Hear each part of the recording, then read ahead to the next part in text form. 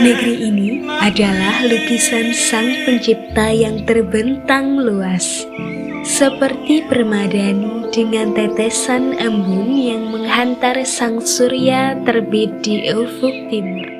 Setiap jengkal adalah pesona yang indah dan menakjubkan.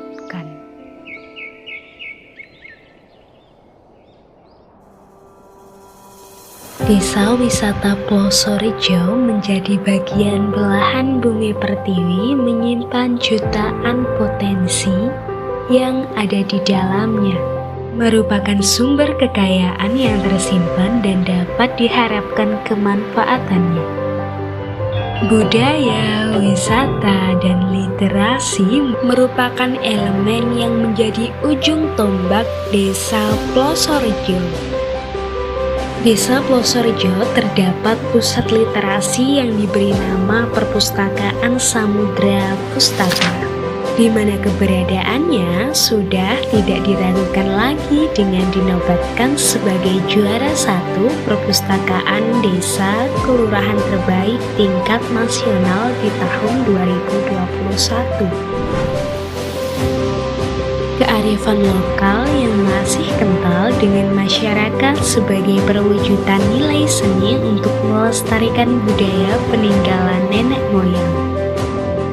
Melalui doa, lagu, dan tarian sebagai bentuk syukur kepada sang pencipta alam budaya. Berada di bawah perbukitan kapur, dengan bentangan sawah yang luas, keindahan alam yang masih terjaga dan potensi yang dipadukan dengan kearifan lokal menjadikan sebuah alasan utama Desa Wisata Plosorejo dijadikan tujuan tempat wisata. Dengan segala keunikan dan keberagaman tersebut termanifestasi dalam literasi. Beraneka ragam kreasi dan kreativitas masyarakat menghasilkan produk untuk cindera mata dan sebagai sumber mata pencaharian.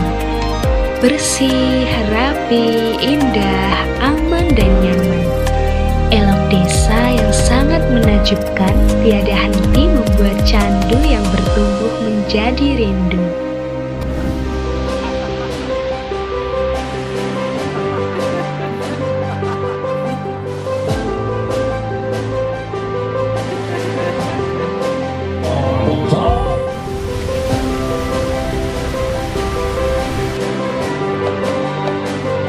Desa Plosorejo, desa wisata literasi.